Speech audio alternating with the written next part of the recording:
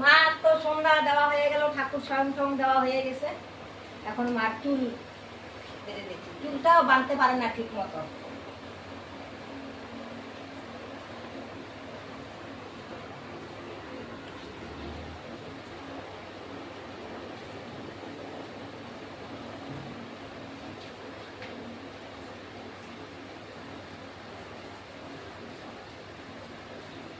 বন্ধুরা, তোমরা আমার ভিডিওতে লাইক করো না, লাইক দিবে, তাহলে সে আমার উৎসাহটা হবে।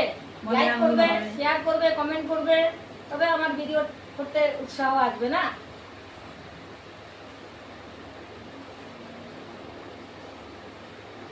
আমাদেরও ভালো লাগবে, তোমরা আমার পাশে থাকবে।